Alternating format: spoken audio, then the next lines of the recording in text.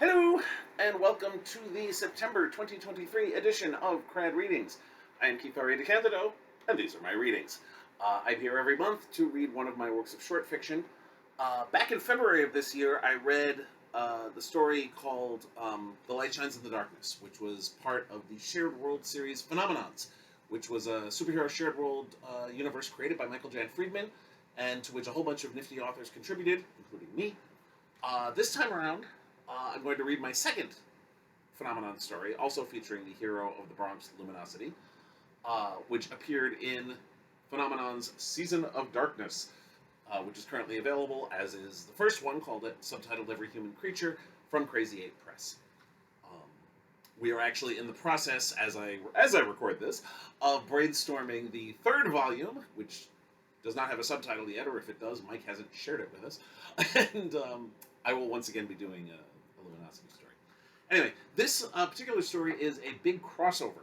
I always enjoy crossover events that superhero comics do, and I wanted to do one for Phenomenon. So this features not only Luminosity, but also Sarcastic Fringehead, who is a hero created by Mary Fan, Black Hat, created by Aaron Rosenberg, Red Sky, created by Michael A. Burstein, and Colosa y La Particula, created by Dan Hernandez. This story, called This Little Light of Mine, continues from previous stories by Aaron, Mary, and Michael, and is continued sort of in a story by Dan. You don't need to have read the others. Each of the stories we did stand on their own, but if you read them in a row, they flow nicely from one to the other. Anyway, this is This Little Light of Mine by Keith R.A. DeCandido, part of the Phenomenons universe. And yes, every time I say Phenomenons, I have the urge to follow it up with do-do-do-do-do. But that's just me. Anyway. Principal Jack Shear sat in his spacious office on the first floor of Cardinal Spellman High School, praying fervently that he would live to see his wife and daughter again. The young man pacing in front of his desk was his greatest impediment to that possibility. "You ain't signed the paper yet!" the young man shouted at it as he paced. According to the paper he mentioned, which was an acceptance letter from Spellman, his name was William McGreal. Shear swallowed nervously. I told you, Mr. McGreal, that this isn't how this works. You need to get a high enough score on your tax exam, which, you didn't.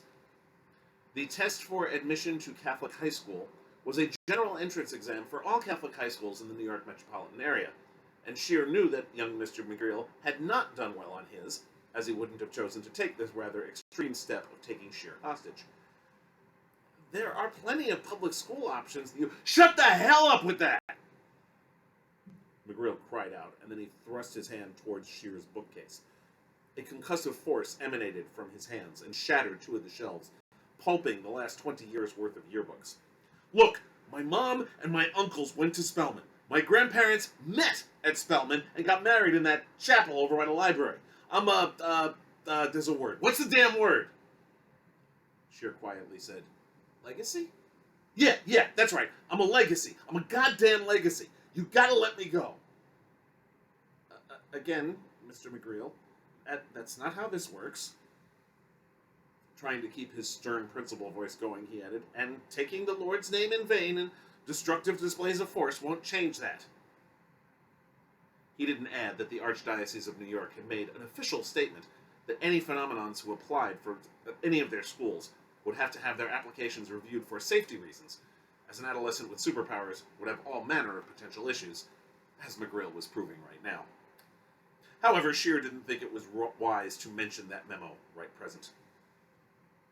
A breathing sound came from his phone. Instinctively, Shear's hand reached for it, but McGreal shouted, "Don't touch that phone!" "It's probably the police again." "I don't care if it's the governor. Do not answer it." After 5 rings, the phone stopped, going to Shear's voicemail. Then a voice came over the loudspeaker. "This is Detective Meredith Peruzzi of the NYPD.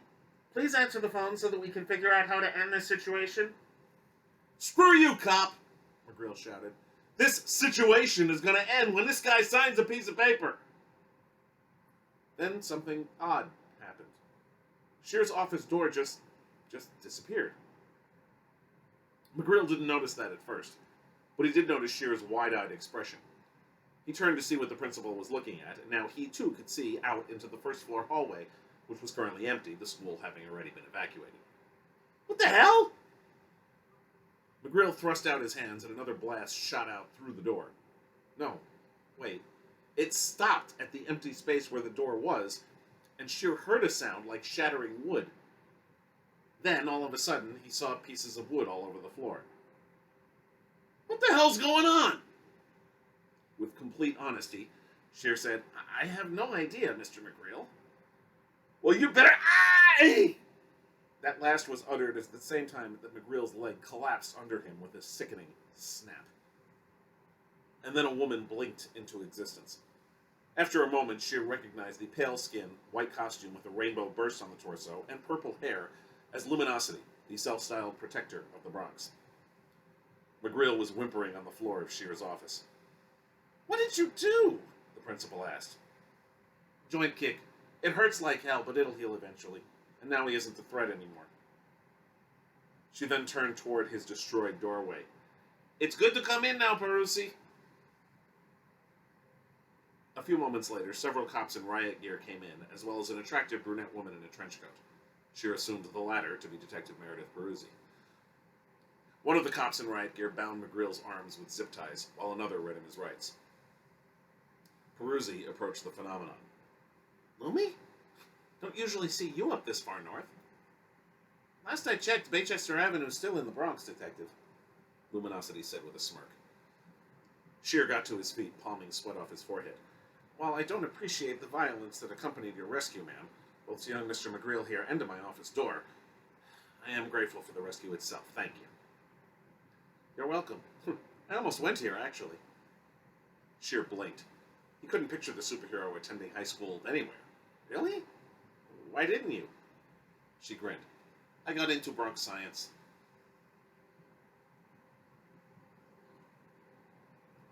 Once she was finished with everything at Spelman, Luminosity used her ability to manipulate light waves to change the color of her hair back from purple back to dark brown, though she also altered the color of her bits of gray hair so that they still were dark brown also, as she felt that 38 was too young to have gray.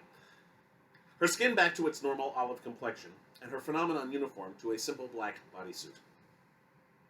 No longer Luminosity, protector of the Bronx and former member of United Front, she was now Lucia Maldonado. She waited in the cold on East 229th Street behind the school's football field for a BX-31 bus that would take her down to Tremont Avenue, and from there it was a 5-minute walk to the large building on Commerce Avenue that served as Luminosity's headquarters. A former auto body shop, it had been converted by Lucia's best friend, Deandra Jones, into a Phenomenon's HQ, and also Dee's personal laboratory and home.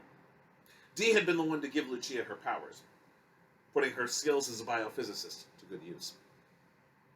Lucia arrived at the HQ and immediately knew that something was wrong, when she saw that the door was ajar. Dee never left the door open. With a quick thought, Lucia turned her hair purple, her skin pale, and her bodysuit back into the white and rainbow Luminosity uniform.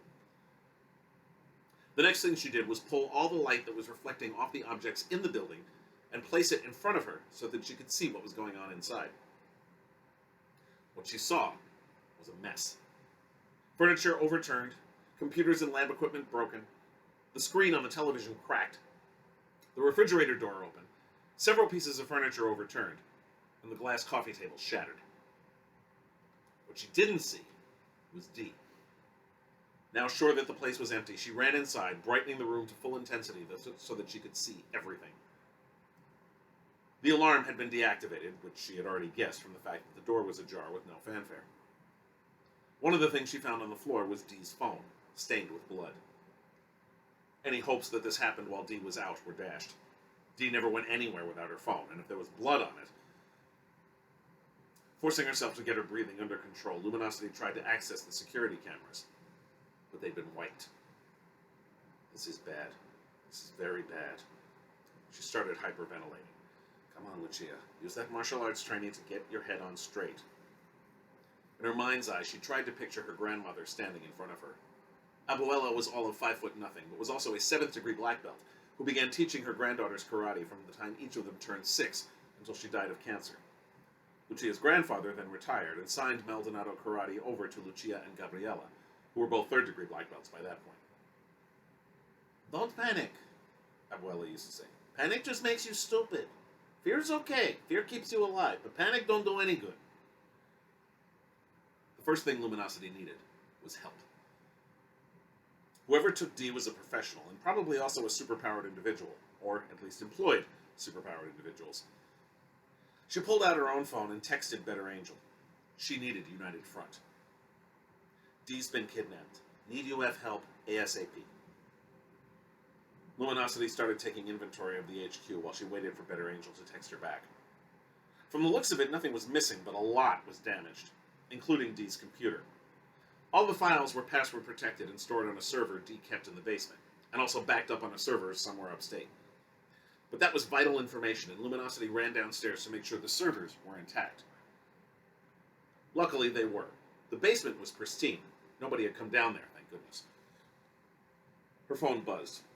It was Better Angel texting her back. OMG, that's awful. I'm sorry, but we're all in St. Louis right now trying to track down some bad guys. We might be done here tomorrow, or it may not be for a few days more, or even longer. We just don't know. I'm sorry. Luminosity let out a stream of curses in both English and Spanish. She took a breath, then texted Better Angel back. Okay, LMK if and when you can make it here. This time the response was immediate. Will do. I hope Dee's okay. Luminosity snarled. It wasn't their fault. United Front was needed all over the place on a regular basis. It was why she finally left the group after Grey Guardsman was believed dead. Gadding all over everywhere made it hard for Luminosity to protect her people. And it made it hard for her erstwhile teammates to help her out. Luckily, she knew a few more local heroes with whom she'd worked in the past. First she texted Ofelia Guerrero, aka La Particula. Then she texted Red Sky. Moments later, her phone rang with the second of the two numbers she just texted. She touched talk and put the phone to her ear. Hey, Red Sky. What happened to Deandra? He asked, in a tone that was more than a little frantic. Damned if I know. Place was trashed, her phone's on the floor, stained with blood. Can you get up here? Absolutely. Assuming the MTA cooperates when I transfer to the 6, I should be there in about an hour. Thank you, Luminosity said. Just to be on the safe side, she then called Zuri Jones, but Dee wasn't with her mother. Lucia made some noise about how Dee probably just let the battery die on her phone or something, and ended the call hoping that she hadn't just sent Dee's mom into a tizzy of worry. And then she finally did the thing that she should have done in the first place. It was something that the part of her that used to be an assistant district attorney for the county of the Bronx had been telling her to do from the nanosecond she saw the front door ajar. Call the 43rd Precinct and make a report. A couple of uniforms from the 4-3 arrived soon thereafter, by which point Lucia had reverted to her civilian persona, and also changed into more casual clothes. As far as the cops were concerned, Lucia Maldonado was visiting her friend Deandra Jones when she found the place like this. She had also texted Red Sky and told him to remain in his civvies when he arrived, as there might be cops around. As it happened, the cops were just finishing up when Jeremiah Singer walked up to the door. Hey, Jeremiah, Lucia said. To the uniform, she said, Jen, this is Jeremiah Singer. He's a friend. I asked him to come help me clean up and do the moral support thing. Officer Jen Robertson, whom Lucia had met a few times when she was an ADA, nodded and said, I think we're done here. I'll send you a copy of the report for the insurance, and if we get any kind of leads, we'll let you know. She smiled sympathetically. You know the drill. I do indeed. Thanks, Jen. Lucia had never met Robertson's partner, whose name was Pedrique, and as he approached the tableau with a look at Jeremiah. Everything okay here? All good. Let's roll, Robertson said. Pedrique continued to stare at Jeremiah, particularly at the yarmulke clipped to his short-cropped afro, but eventually followed his partner to the blue and white that was parked on Commerce Avenue. Once they pulled away, Lucia let out a very long breath that she felt like she'd been holding since she first saw the open door. Jeremiah, who was looking a bit cranky, probably because of the way Pedrique had been eyeing him, suddenly looked concerned. You all right? For a moment, she expected him to offer a hug. Then she recalled that his flavor of Judaism was modern Orthodox, which meant members of the opposite sex usually didn't touch each other unless they were related or married. Which was too bad, as she really needed a hug right now. Let's go inside, she said. As they walked through the front door, Jeremiah said, "That doesn't answer my question." "As soon as I have an answer, I'll let you know," she said wryly. Jeremiah blew out a whistle when he entered the large space. "You left quite a mess." "Yeah." Lucia turned her face to her fellow phenomena. "Look, Jeremiah, I'm going to need your help here, and not just as Red Sky. Dee's been my best friend since high school. She's the one who gave me my powers. I owe everything to her, and right now, I am not okay. I need you to keep an eye on me, make sure I don't completely lose it. Can you do that?"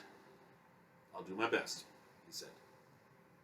She smiled. "Thank you for not guaranteeing that you could." "Hey, Dee's my friend, too. If it wasn't for her, I doubt I'd still be Red Sky." "Yeah, Dee mentioned you came to see her the other day and she gave you a pep talk?" Now Jeremiah looked nervous. "About that. Something happened to my chronobacking powers. I can still use them to send myself back 15 seconds, but I can't do anything different during those 15 seconds anymore. That's why I was thinking of giving it all up until Dee talked me out of it." Lucia felt her heart sink. Red Sky's powers were only useful because he could go back and change things during the prior 15 seconds. Jeremiah added, "So you won't have access to the Omega-13.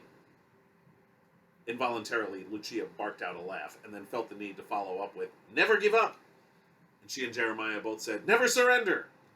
And then, having fully referenced the movie Galaxy Quest, they both dissolved into giggles. Once she caught her breath, Lucia said, "Thanks. I needed that." "Me too. So what's next? Dee's search engine?" "Unfortunately, I can't get at it. The computers are all trashed, and I've got no idea how to access the servers." Jeremiah then looked like a light bulb went off over his head. "I think I might know someone who can help with that. The other day I came across a phenomenon named Black Hat. She and Sarcastic Fringehead handled that prep school kid who was kidnapped by Hera Buchanan." Luminosity smiled. "I know, I came across them too. Probably right before or right after they saw you. Small world. Black Hat seemed to have some kind of hacking ability. Might be worth trying to get in touch with her." Nodding, Luminosity pulled out her phone. "Right, I remember. I got no idea how to get in touch with her, but Sarcastic Fringehead's a lot easier. After we met, Dee ran a search on her and found out that she uses a Twitter account so people can hire her to help stop bullies and stuff. Kids mostly, but I can send her a DM." Even as she said those words, she was calling up the Twitter account in question and sending a direct message asking to get in touch with Black Hat. Within seconds of hitting send, Lucia's phone rang with a blocked number. Thinking it might be the kidnapper, she was surprised to hear the more familiar voice of Black Hat. "Is this Luminosity?" "Hello?" she said cautiously. "This is Black Hat. We met the other... Yeah, I remember. I was hoping to get in touch with you through Sarcastic Fringehead, so this is a bonus." "Well, that would have been hard. Fringe is missing."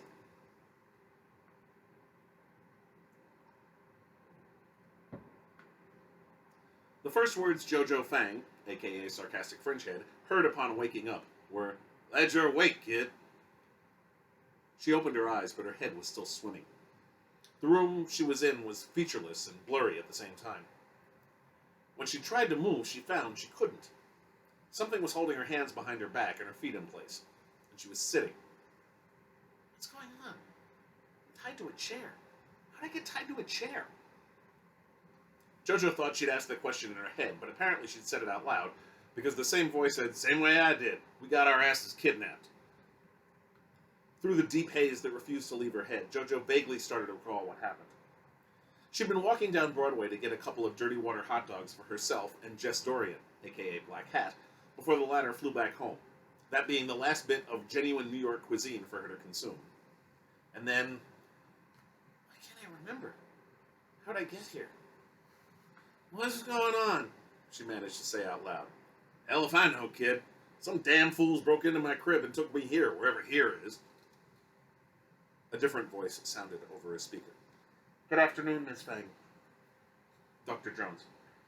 My apologies for the unpleasant conditions, but I suspect that were you not bound to your chairs, you would attempt to leave, and I'm afraid that neither I nor my employer is quite prepared to allow that.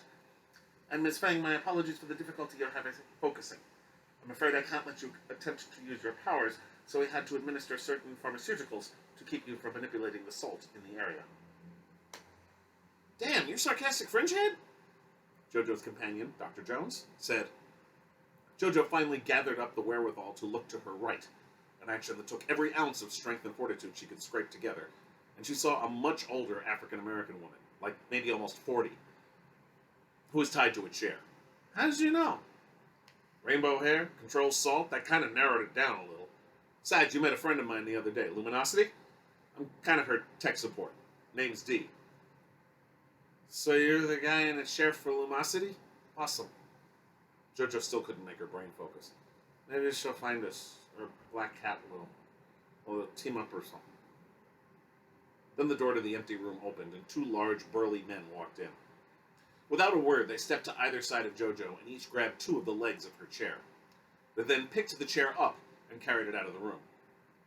Jojo wanted to be freaking right the hell out, but she couldn't even summon up the energy for that. Dee cried out, "Where are you taking her? Hey, I'm talking to you!"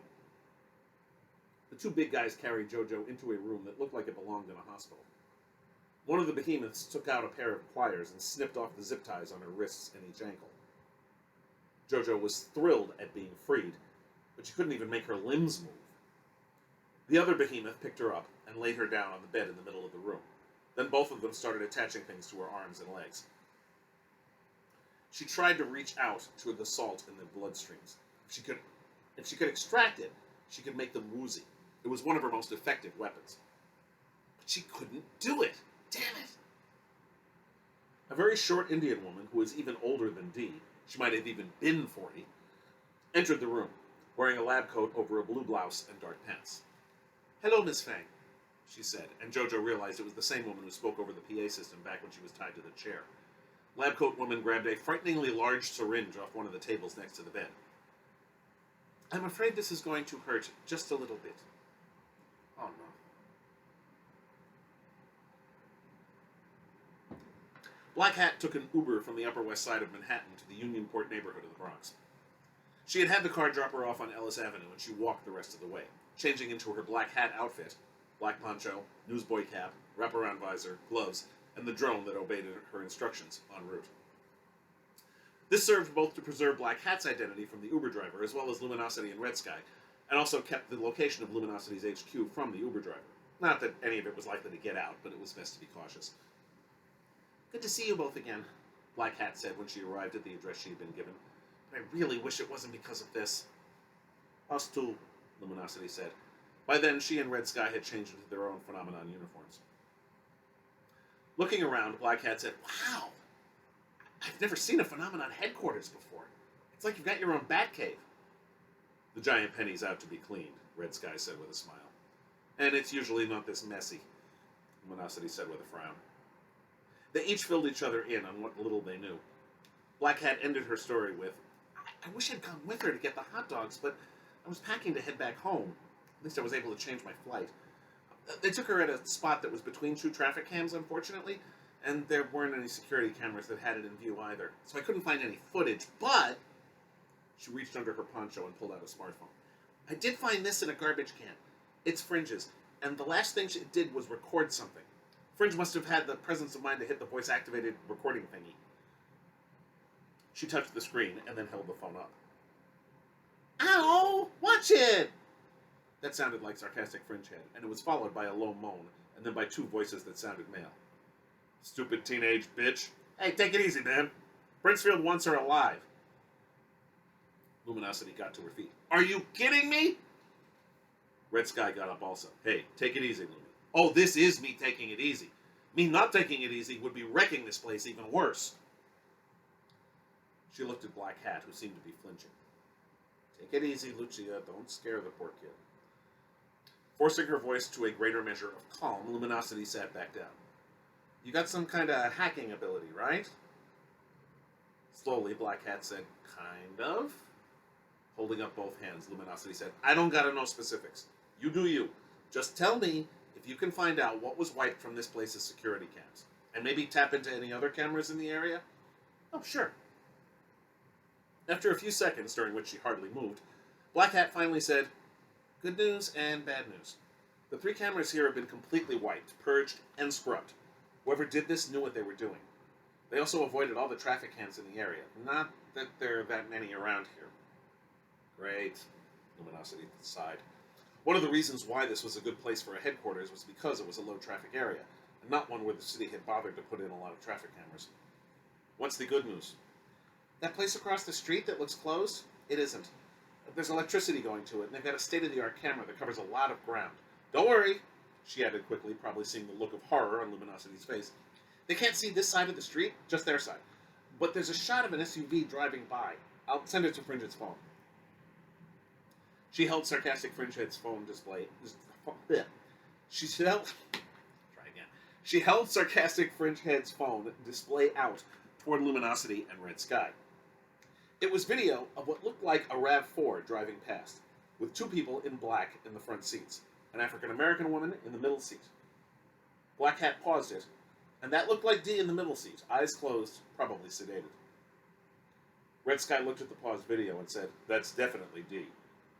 He looked at Luminosity. "I'm guessing by the look of righteous fury on your face that you know the other two?" "That's Mastiff in the passenger seat. The driver is named Tazeen Khalifia. They're both with the Bronx Bruisers. They're Tom Brinsfield's pet thugs." She got to her feet. "You two stay here. I need to pay my old pal Tom a visit." Red Sky also got up. "Not by yourself, you're not." "I'm doing this alone, Red Sky. You don't..." "Yes, I do. You asked me to help keep you calm and in line, and that means I go with you when you confront the guy who kidnapped your best friend." Black Hat raised a hand tentatively. Fringe had a run-in with Brinsfield, too? Something about a tiger in the Metropolitan Museum of Art?" Luminosity snorted. Somehow that just figured, and it did explain why Sarcastic Fringehead had such a mad-on for Brinsfield the other day. "Anyhow," Black Hat continued, "if you don't mind, I'd like to stay here and not confront the bad guy in his own apartment. I can check around here, see if I can find more clues." "Fine." Luminosity pulled out her phone. "Let's go. I ain't waiting on a 6 train, so we're getting a cab." "Just like this?" Red Sky asked. "Why not? Driver will probably be thrilled to be chauffeuring two phenomenons." As they went outside and down the street, Luminosity called for the Uber to pick them up a few blocks away. Red Sky spoke hesitatingly. "I know I'm the one who suggested bringing her in the first place, but, well, are you sure you can trust Black Hat?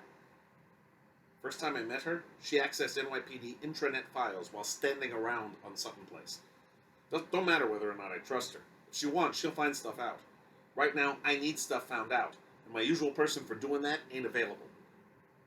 Red Sky sighed. "Yeah."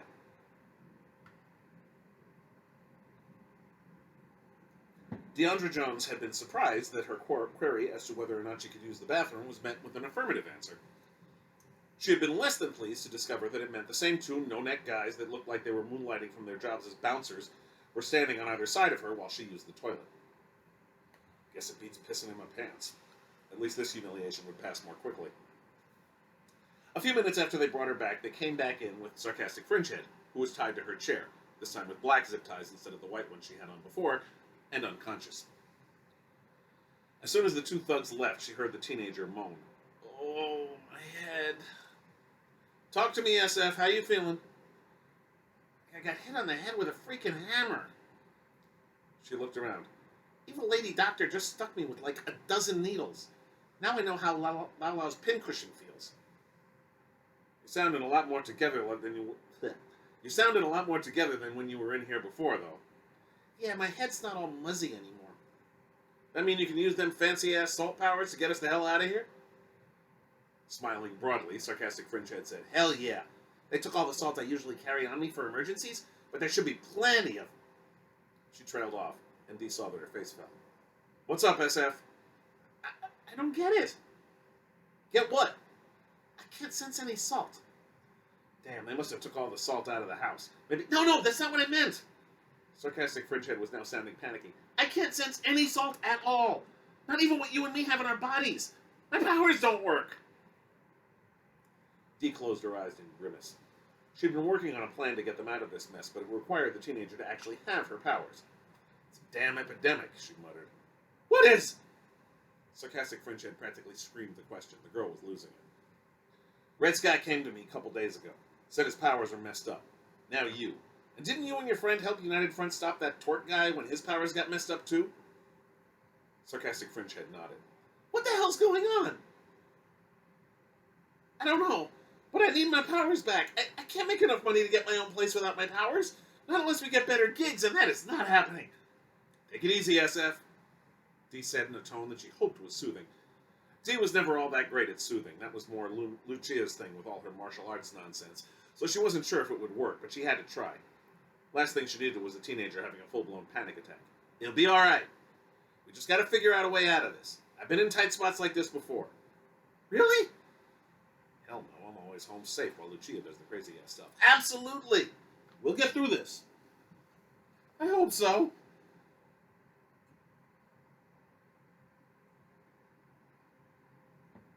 The Uber driver, a guy named Curtis Steinhauer, was thrilled to be driving two phenomenons as she had thought.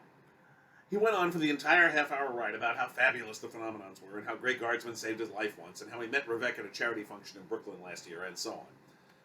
Luminosity and Red Sky both just let him talk, and Luminosity made sure to give him a 25% tip after they got out at East 55th and Sutton. She then called down some of the light that reflected off the interior of Brinsfield's apartment and displayed it in front of her and Red Sky. To her relief, the man himself was indeed home, watching a cooking show on his Jagunda television while drinking something. Probably more of that really expensive scotch that Luminosity made him spill the last time she paid him a visit. How do we get in? Red Sky asked. Last time I followed Brinsfield into the elevator while I was invisible. That won't work this time. Should have brought Black Hat. She could get us into the service elevator. She sighed. Hell with it. She strode purposefully toward the front door. The doorman, an elderly Latino gentleman, opened it, then recoiled at the sight of two phenomenons. Oh, man, the doorman said. What's happening? I'll tell you what's happening, Luminosity said. You're going to give us access to Mr. Brinsfield's penthouse. I can't do that, ma'am. Sir, Luminosity concentrated and made the doorman's desk and everything on it invisible. The doorman gasped. What? It'll be your right arm next. Get us up there. Oh, okay. The doorman fumbled with a lanyard which had a couple of keycards on it. He went over to the elevator, Luminosity and Red Sky following. He waved a card over a sensor and then pushed the button labeled PH, which lit up. As the elevator went up, Red Sky said, You didn't tell me we'd be trespassing on private property.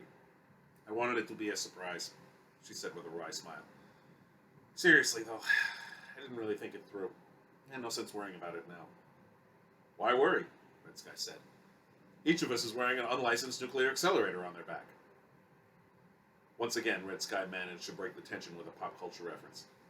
Want me to switch you on, Egon? It was Ray who got switched on, Red Sky said, though I was always partial to Winston myself. Who are you gonna call? Luminosity muttered. But she was more relaxed as the doors opened. That lasted right up until the massive light show that temporarily blinded her.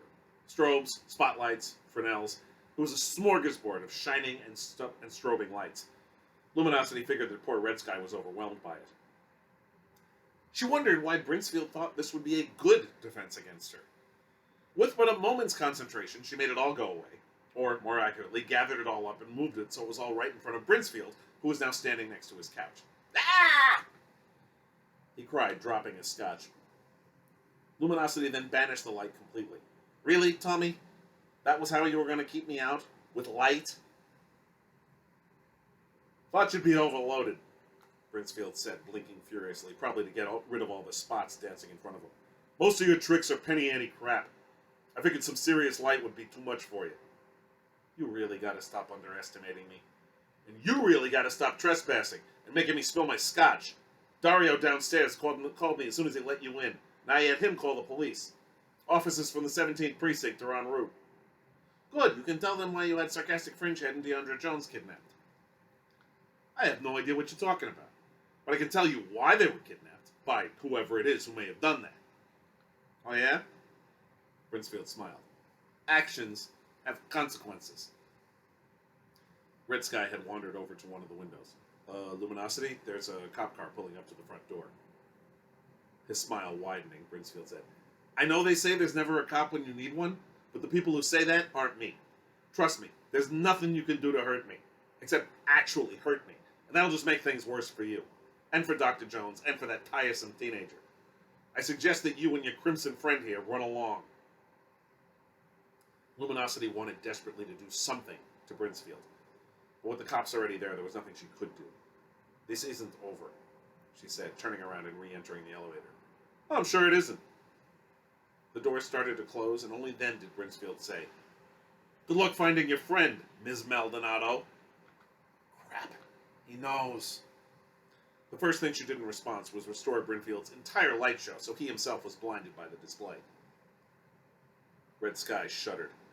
I'm guessing Maldonado is really your last name? Yeah. Luminosity let out a long breath. Yeah, it is. What are you going to do? He asked. For now, make us both invisible so the cops don't take us in. Wincing, Red Sky asked, Do we have to? Do you want to explain why we're here to cops who jump at the very mention of Tom Brinsfield? I guess not. He sighed. You made me invisible once before, remember? I really didn't like it. Lesser of two evils, she said. Here we go. She made them both invisible, and she heard Red Sky let out a low moan. Stay quiet, she whispered. Getting past the cops proved complicated as they were both in the doorway, but she pushed past them, and they stumbled apart in confusion. But they couldn't see anything. By the time they got their bearings, Luminosity and Red Sky were walking down East 55th Street, where she made them both visible again. Luminosity pulled out her phone. First she summoned another Uber. Then she called up some names in her phone contacts she hadn't used in years.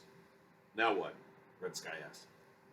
Letting out a very long, very resigned sigh, Luminosity said, I need to call a press conference.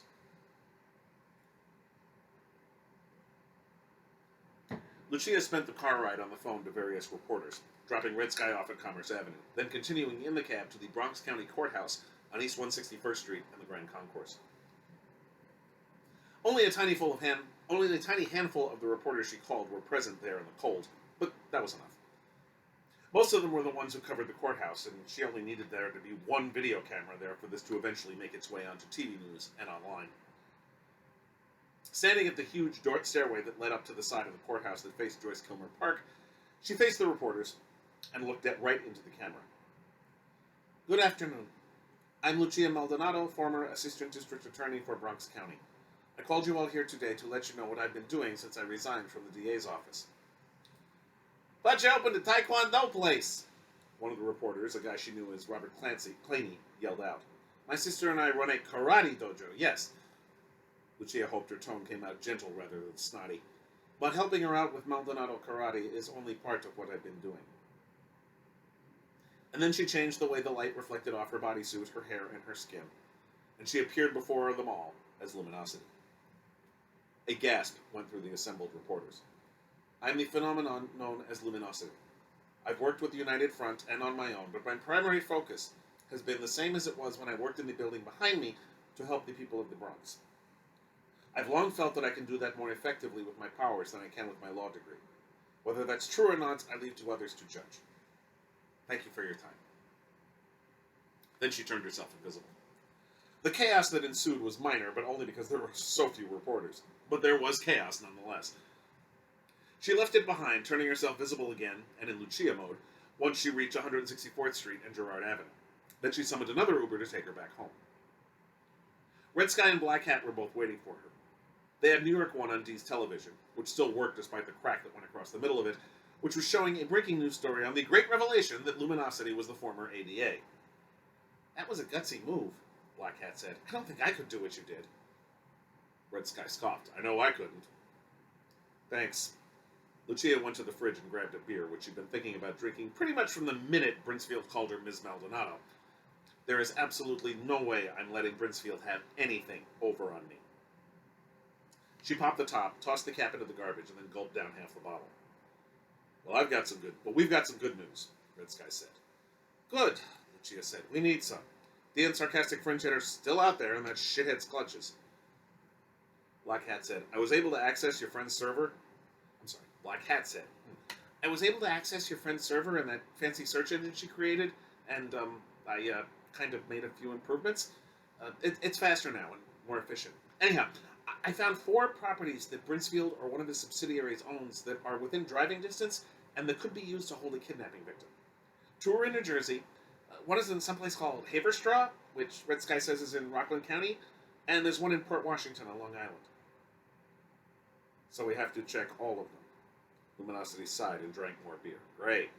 Actually, we may not, Red Sky said. Black Hat was also able to track that SUV that took Dee to the Cross Bronx Expressway. Lost it there, but here's the thing. It went east. So, if they were going to Haverstraw or anywhere in Jersey, they'd be going west on the Cross Bronx, either to the George Washington Bridge or to the Major Deegan. If they're going east from here, they've got to be going to Long Island. That one on Long Island, Black Hat added, is also completely abandoned. It's a warehouse that's been shuttered since 2009. Luminosity's phone buzzed. She pulled it out and saw 3 text messages. One was from one of her former colleagues at the DA's office. One was from her sister, Gabriella, angrily asking why she didn't warn her that she was about to go public. Her former co-worker would keep, and Gabriella would require a conversation of a length she couldn't commit to right now. The one she answered was from Ophelia, finally replying to her text from this morning. Sorry, only just saw this. Was tracking down a lead on Poppy's killer, but it was a dead end. How can we help? Hang on a sec, Luminosity said to the other two as she started a reply to Particula, then realized it was too much to type with her fingers. She called, hoping Ophelia, aka Particula, was able to talk.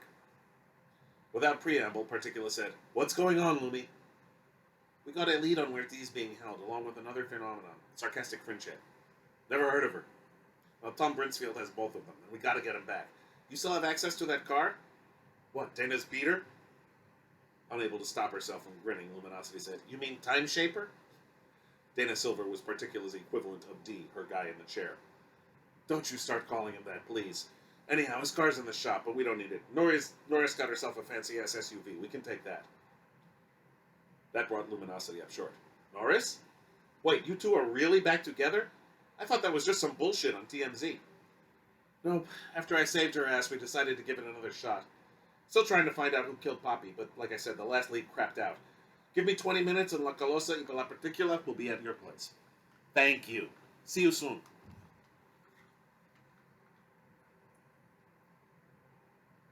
I'm feeling a little weird. Dee did not like the sound of those words coming from Sarcastic Fringehead. What do you mean weird? I don't know, The teenager swallowed audibly, and Dee could see that sweat was beading on her forehead. I can feel all of it. All of what? Dee asked the question, despite suspecting the answer. Salt. We're right near some kind of salt water, so there's people, and there's stuff in a big pile that's got to be in a kitchen. And the voice of the doctor came back over the speaker. Dr. Jones, it's your turn to leave the room shortly. Please do not attempt any tiresome heroics. They don't suit you the way they do your friend, Ms. Maldonado. After all, she has superpowers. Eyes widening, Dee felt her stomach churn. Apparently, whoever took them knew that Lucia was really Luminosity. My employer wishes me to interrogate you on various subjects that are within your field of expertise. Uh-huh. The door opened to the two thugs again. As soon as it did, Sarcastic Fringehead started screaming. And then a metric crap ton of salt started pelting the two thugs from behind.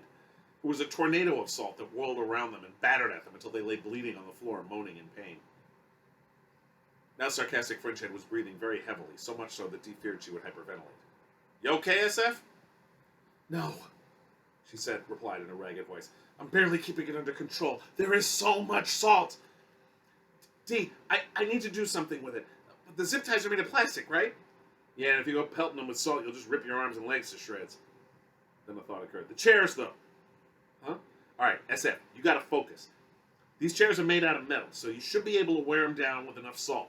But you gotta be precise so you and me don't wind up like Doofus and Dumbass there on the floor. Dee, I can't. I'm barely keeping from throwing around all the salt right now. Thinking back to her earlier conversation with the girl, Dee said, You mentioned gigs before. You a musician? Yeah. I play bass with My Bedroom Panic.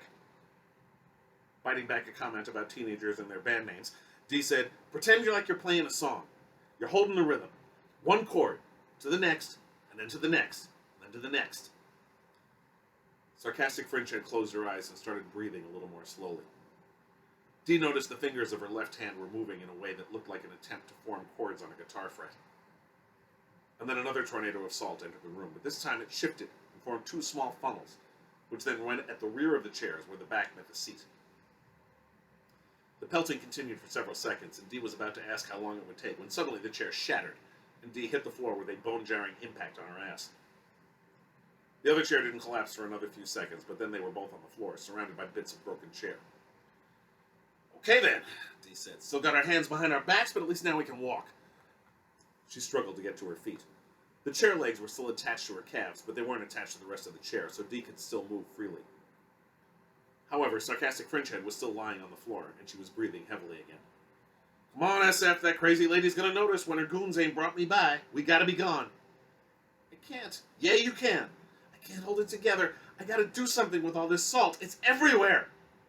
Let's go find some bad guys that need tenderizing. Sarcastic Fringehead stared at Dee for a second, then awkwardly clambered to her feet. Let's do this, the teenager said in a quivering voice. Dr. Zoya Chakrabarti wondered what was taking so long for Luis and Malik to bring DeAndre Jones to her. She'd been looking forward to interviewing Jones ever since she was given the instruction to do that after experimenting on Josephine Fang. The work Jones did to create Luminosity was groundbreaking, but she hadn't published anything on the process. Given the assignment Chakrabarti was carrying out for her employer, her real employer, for while one of Tom Brinsfield's companies provided her paycheck, she truly served another, picking Jones' brain would be incredibly valuable. That kidnapping her and Fang made Brinsfield happy was an added bonus. As long as Brinsfield was happy, he didn't ask too many questions. Frustrated at the continued delay, she checked the camera in the empty office where they'd put Fang and Jones. To her horror, she saw Luis and Malik bleeding and unmoving on the floor, the two chairs shattered, and no sign of Fang or Jones. It looks like the treatments were only temporary. Interesting. She immediately grabbed the phone on the desk and activated the speaker that would go to every room. The prisoners are free. Repeat, the prisoners are free. They're to be captured alive. Then a persistent beeping went off, which Chakrabarti recognized as the backup perimeter alarm, activated by something snapping a fishing line that was stretched across the gate entrance, a measure Brinsfield put in as a low-tech and unhackable backup to the electronic security. Checking the monitor, she saw that a silver SUV had just come through the gate to the parking lot, which, somehow, had been opened without triggering any alerts, thus justifying Brinsfield's putting in that backup. Chakrabarti recognized all 5 people in the SUV. The driver was Norris Guerrero, with her sister Ophelia in the passenger seat. In the back were Lucia Maldonado and 2 other costumed heroes, phenomenons as they rather vulgarly called themselves, who went by Black Hat and Red Sky. They had no information on Black Hat beyond her teaming with Fang to help United Front deal with Torque in Chicago, and to rescue a teenager from Harry Buchanan there in New York. The others were all active locally, though Norris Guerrero had become more of a celebrity personality than a vigilante of late. Chakrabarti still had work to do on Fang, and she had yet to even talk to Jones, so they still needed to be taken alive. The other 5, though, not so much. Grabbing the phone again, Chakrabarti spoke over the PA once more. There are 5 costumed heroes trespassing in the warehouse. Dispose of them with extreme prejudice. As the SUV pulled to the side entrance to the not-really-abandoned warehouse overlooking Manhasset Bay, Black Hat said, Damn, I missed something. Some kind of alarm went off when we came in. They know we're here. It's fine, Luminosity said. Any idea what we're facing in there? I got 5 people gathering in the loading bay on the other side of that door, Black Hat said, pointing at the door where Colosa had parked the SUV. She held up her phone, which had an image from the security cam she'd hacked into. It showed a guy wearing a fancy exoskeleton, a guy with gigantic feet, a short, skinny Latinx kid with big glasses and a jaw that was wired shut, a very tall man with dark hair, a beard, a flannel shirt, cargo pants, and a very pleasant face, and a woman wearing a hijab. Luminosity pointed at each one as she spoke. I don't know who the guy in the tin suit is, or the lumberjack-looking guy, but the one with the big feet is Marsupial. Those feet ain't real, they're mechanical, and he bounces around like crazy. Kid with the wired jaw is Shockwave, he blasts stuff, and the woman on the end is Tazeen Khalifia. I don't know what she can do either. Black Hat said, I haven't found Fringe or your friend yet, but there's a room with 2 guys covered in tiny cuts and rips in their clothes, and the remnants of 2 chairs that look like they've been rusted apart. Luminosity felt her heart beat faster. Sounds like they made their escape. Keep trying to find them. Colosa exited the vehicle. Let's do this! As soon as she set foot on the pavement, she started to grow, eventually up to about 30 feet tall. Getting out of the SUV's back seat, followed quickly by Red Sky, Black Hat got out on the other side. Luminosity said, Black Hat, you take the tin suit guy. I figure you can hack into his outfit pretty easy. Hope so, Black Hat said quietly. Worried about her subdued tone, Luminosity asked, You okay?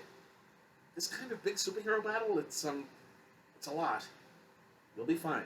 You're a total badass. You can take the guy in nothing flat, okay? Black Hat nodded. Turning to the other, she said, Particula, go after Marsupial. You can shrink down and mess with his feet. And once you do that, he's toast. Colosa, Red Sky, try to take out the other three as fast as you can before they get a chance to do whatever it is they do. What are you going to do? Red Sky asked. I'm going to find D and Sarcastic Fringehead. Hey, Colosa said in a whisper that was nonetheless extremely loud. Who died and made this chica boss? Particula retrieved her helmet from the trunk as she said, All right, shut the hell up. This is Lumi's op. Let her run it. Op? Seriously? Colosa rolled her very large eyes. All right, fine, whatever. I just want to bust some heads. Red Sky asked Particula, was she always this violent? She's really pissed that the lead on Who Killed Our Poppy crapped out. So am I, but unlike her, I don't let it turn me into a little bitch. Particula grinned. Then again, I'm kind of always a little bitch. She then put on her helmet. Mind if I hitch a ride on your shoulder? No? Red Sky said tentatively. Good. Particula jumped up in the air, shrunk down to a tiny size, and landed on Red Sky's shoulder. Luminosity chuckled, remembering Particula not being able to manage that the last time they teamed up. You've been practicing, Ophelia. All right, let's go.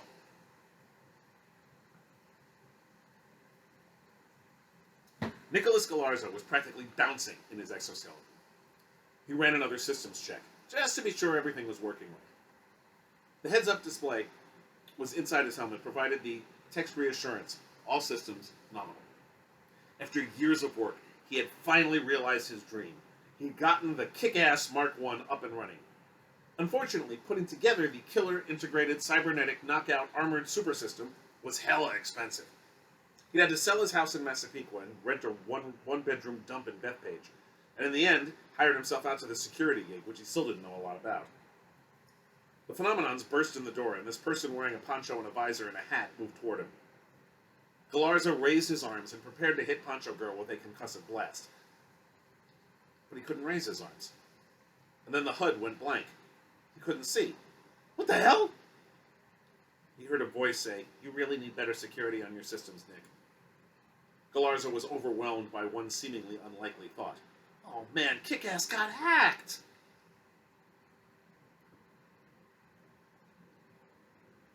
Ophelia Guerrero watched Marsupial jump very high into the air. Red Sky, she said through the loudspeaker built into her helmet that allowed her tiny voice to be heard by normal-sized people. Toss me a kangaroo guy over there. It'll be fine. Just do it. She used to do this sort of thing with Norris all the time, but Colosa was busy stomping toward the lumberjack dude, so Red Sky would have to do. Oh, okay, he said. Ophelia felt him wrap his massive hand around her, and then she hurtled through the air. She landed on Marsupial's right foot, or rather right shoe, and then she shrunk a bit further so she could get inside it. Knowing absolutely nothing about the mechanics of bouncy shoes, she just randomly grabbed stuff and ripped it to pieces. Way easier than disarming a bomb, that was for sure. Ah! Marsupial cried as he fell to the floor in a heap. I'm out of coffee, so there's another sip. After reluctantly throwing Particula at Marsupial, this was neither the time nor the place to get into Judaic traditions about opposite genders touching each other, and besides, this was definitely a special circumstance.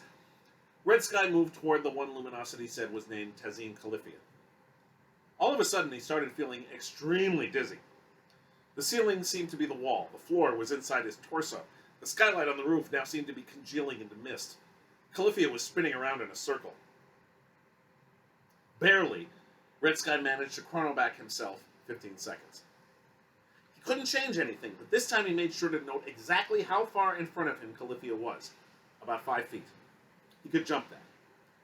He relived those 15 seconds, disoriented in the exact same way and unable to do a damn thing differently, which made him crazy. But once the 15 seconds were up, he leapt forward as if to tackle someone. To his relief, he collided with a body, and 1 second later, the dizziness was gone. The loading bay had returned to normal, and he had Califia pinned to the floor. After a second, he realized she wasn't moving. She must have hit her head. Ben McCraw, who called himself Spoiler, really hated the damn phenomenons. Bunch of stupid do-gooders who had just gotten in the way of making the world a better place. Colosa came stomping toward him.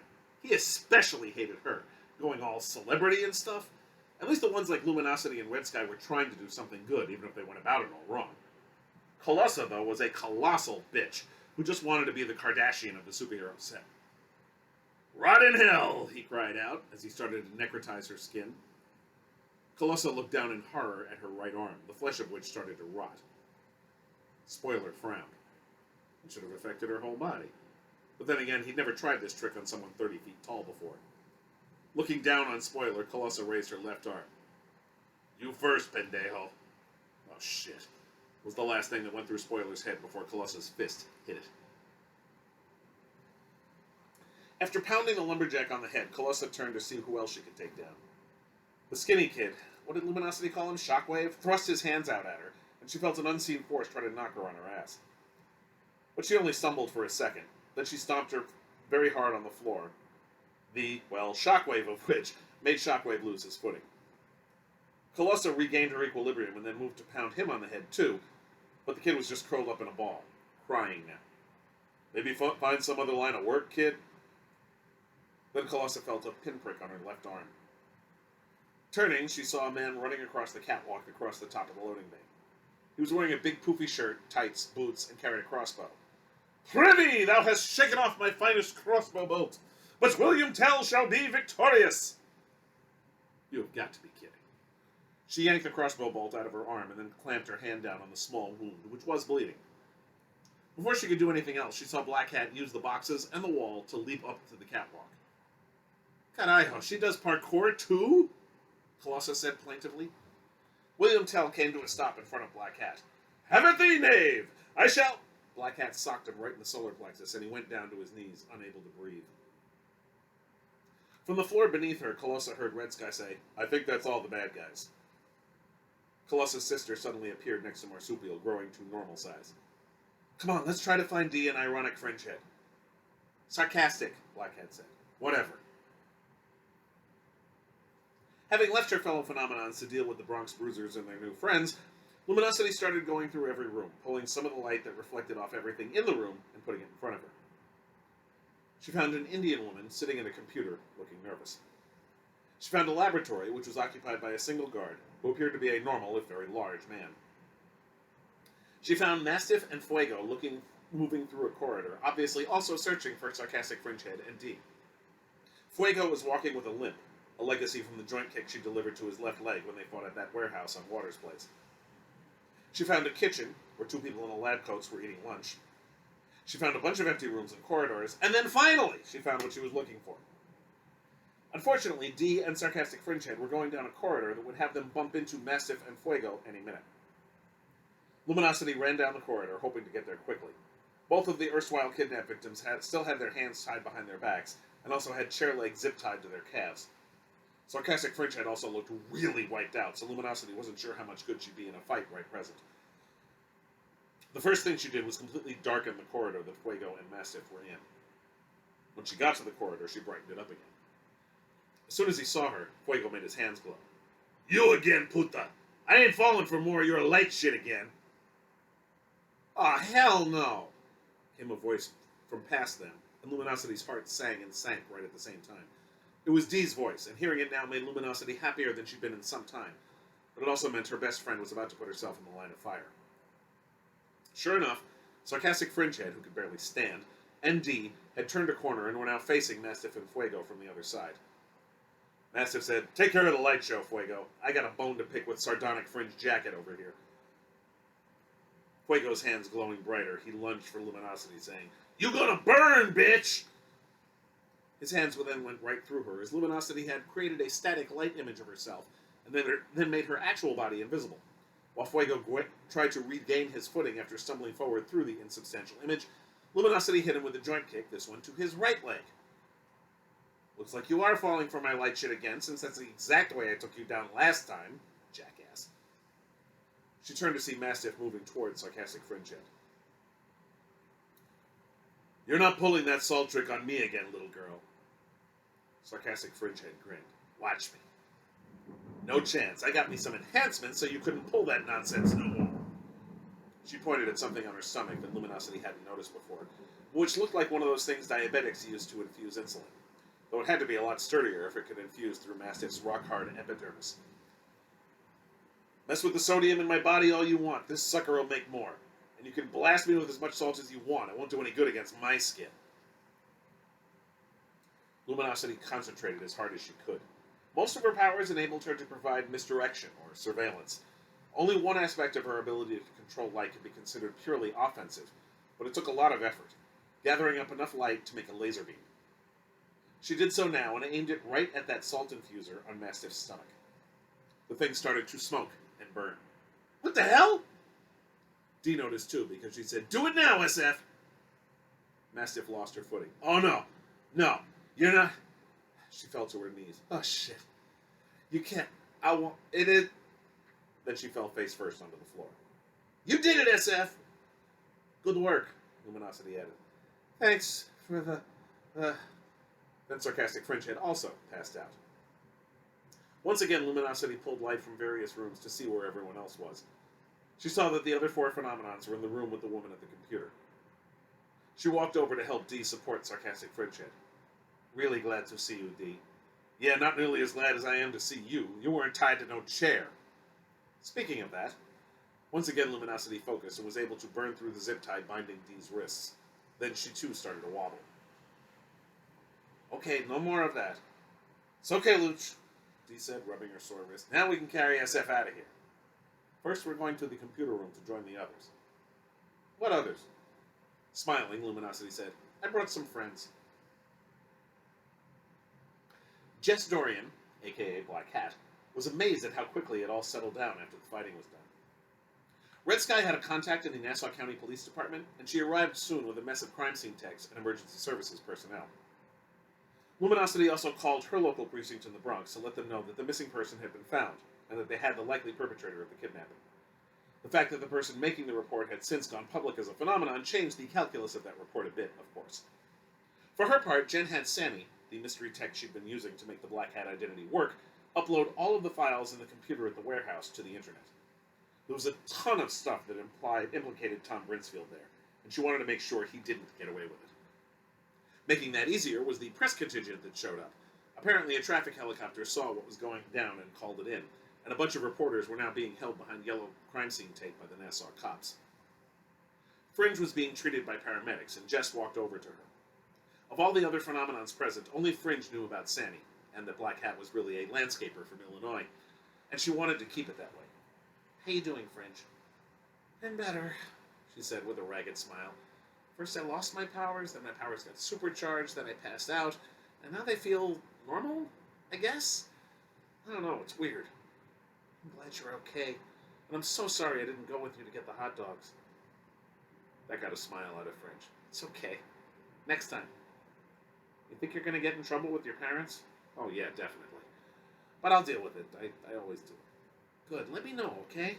I need to get going and catch my new flight." Fringe nodded and reached out her hand. Jess clasped it and smiled. "Fly safe. Text me when you get home, okay?" "Oh!" Jess reached under her poncho and pulled out JoJo's phone. "You won't get that text without this." "Thank you!" JoJo took the phone and practically hugged it to her body. The paramedic said, "I'm sorry, but we need to take her to St. Francis for some tests. She's incredibly dehydrated." "They got me on IV saline," Fringe said. "Can you believe that?" "I can, actually." Jess smiled under her visor. "Take care, Fringe." Jess tried to sneak away, but Luminosity saw her and approached. "Where are you off to, Black Hat?" "Home. I already missed my flight, and this..." She waved her hands around the police and media circus. "It's way too much for me. I'm not like you, Luminosity. I'm just in this to help people." "So are we." Before Jess could explain what she meant, Luminosity held up both hands. "But I get it. You're a hacker, and hackers work better out of the limelight." Sure." That was an easier answer than the truth. That Jess was a landscaper who originally got into this to get dirt on the Roxell Corporation for costing her grandfather his home. "Good luck with, everything." Luminosity gave her a big smile. "You too." Our top story at this hour is the phenomenon battle in Port Washington. Let's go live on the scene with reporter Mary Grin. It was a big day for the phenomenons, as 6 of them faced free Dr. Deandra Jones, a biophysicist who was kidnapped by Dr. Zoya Chakrabarty, a geneticist who works for the real estate maven Tom Brinsfield. Best known for his Transform NYC initiative, Brinsfield, through his lawyers, insisted that he had nothing to do with the kidnapping, though files uploaded to several news sources, including New York One, from one of Brinsfield's servers, indicate otherwise. Dr. Jones was rescued by a team led by Luminosity, who yesterday revealed that she is also Lucia Maldonado, a former assistant district attorney in the Bronx. She was joined by Colosa y La Particula, the sister team that recently got back together, Red Sky, and two new heroes, Black Cat and Sarcastic Fringehead, who recently helped United Front with a rescue mission in Chicago. The pair also rescued another kidnapped victim, Michael Donnelly, here in New York a few days ago. When asked if she was forming a new United Front, Luminosity had this to say. No, we're not forming a team. My best friend was kidnapped, and I needed help to rescue her. I was lucky. I had other good friends who were able to give me a hand. Luminosity did not comment any further about Brinsfield's involvement, saying it was a matter for the police and the district attorney, and she added she doesn't work for them anymore. For New York One, I'm Mary Grimm. The next day, Luminosity and Red Sky were sitting in the living room area of the HQ on Commerce Avenue. They had Sarcastic Fringehead on video chat on Lucia's laptop, which was sitting on the easy chair. Dee had asked Red Sky and Sarcastic Fringehead to come by so she could examine them both. Red Sky for a second time, in the hopes of trying to figure out how their powers went wonky, and if she could fix it. Unfortunately, JoJo was grounded, so she couldn't come in person. Luckily, Dee had a friend at St. Francis Hospital and was able to get a copy of the test they'd done on the teenager's blood when she was being examined there. Right now, Dee was looking at those test results. She was also examining the blood she'd taken from Red Sky, who was sitting on the couch, drinking from a bottle of water. Luminosity was on the rocking chair, nursing a beer.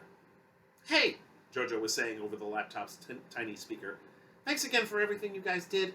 This is not my usual gig. I promise, Luminosity said with a smile. The next time I message you, it'll be to go after a high school bully or something. That got a laugh out of JoJo. Yeah, that's way more my speed. And hey, let me know next time my bedroom panic's playing. I'd love to see you guys. Really? JoJo's eyes went wide. Okay, sure.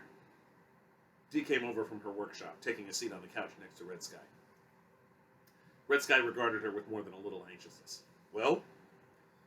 Sorry, guys. I was hoping that having another set of blood tests to compare to would give me more to work with, but I can't make heads or tails of what's happening to either of you. Whatever Chakrabarty did to USF and whatever happened to you, Red Sky, I ain't got a damn clue what it is, or what it did, or how to fix it. I'm sorry. I was really hoping I could help out. It's okay, Dee, Red Sky said. I appreciate you trying at least. Yeah, me too, JoJo said. And hey, my powers have been working all normal since I passed out, so maybe it was just a temporary thing? Hope so, Dee said. Thanks anyway. I'd better get off here before my parents figure out that I got my phone back from where they hid it. I can't believe they grounded me. I mean, I got kidnapped. How is that my fault? She sighed. Anyhow, Dee, thanks for the baseline advice. It really helped me stop Mastiff. Turning to Luminosity, she added, and thanks for zapping her salt thing. You guys are some of the coolest old people I know. Bye! With that, she signed off, her image disappearing from the laptop screen. Dee pointed an accusing finger at the laptop. Did that little rainbow-haired kid just call us old? Nodding, Luminosity said. She did, yeah. I'm sorry I was ever nice to the little twerp. Luminosity and Red Sky both chuckled. The latter looked across at the former. So what are you going to do now that you've outed yourself? After taking a long swig of her beer, Luminosity said, Oh no, but my sister Gabriella's ready to beat the crap out of me for doing it without talking to her first. Yeah, I'd feel the same if I wasn't tied to a chair when it happened, Dee said, getting up and heading to the fridge to fetch a beer of her own. Lucia was about to reply to that when her phone buzzed. She looked at the text message from her sister and then laughed. What is it? Red Sky asked. Text from Gabriella. Apparently they got like a dozen new students signing up for karate classes because they want to go to Luminosity's dojo. I guess Gabriella ain't pissed no more then, huh? Dee said. I guess not. Lucia sighed. Either way, though, we're going to need way better security for this place. No way we just get by with an alarm and security cameras. And I gotta find another apartment. At Red Sky's questioning look, she added, Reporters are camped out all up and down Jackson Avenue by my place. Ouch, he said. I'm sorry. You can crash here for now, he said. Thanks. She took another sip of her beer, then looked at Red Sky. To answer your question, I got no idea what happens next. It's gonna be different. That's for damn sure, Dee muttered. And that's the end. If you enjoyed that, and if you want to read more of Red Sky and Black Cat and Sarcastic Fringehead and Colosa y La Particula, you should pick up Phenomenons, Season of Darkness. And also pick up the first volume, which is called Phenomenons, Every Human Creature. They're both available from Crazy 8 Press at whatever your online book dealer of choice is. So please do check that out. And check me out online. You can find my blog at DeCandido.wordpress.com. I am on Facebook. Just search for Keith DeCandido or Keith R.A. DeCandido. I don't accept friend requests from people I don't know personally, but all my posts are public, so you can follow me, or you can like my fan page, which is the Keith R.A. DeCandido one. I post everything to both places, and that's where I'm most active. I'm also on Instagram at KRAD418. I'm on whatever it is Twitter is called these days, at KRADEC, K-R-A-D-E-C. I don't know how much longer that'll be the case, but I am for now. And you can also find me on Patreon at patreon.com/crad. There are TV reviews, movie reviews, excerpts from my works in progress, vignettes featuring my original characters, first looks at my first drafts, and cat pictures. Cat pictures are wonderful. Anyway, thank you very much for watching. Please, if you haven't subscribed to the channel, and otherwise, I will see you next month when I will have another reading. Thanks very much. Stay safe.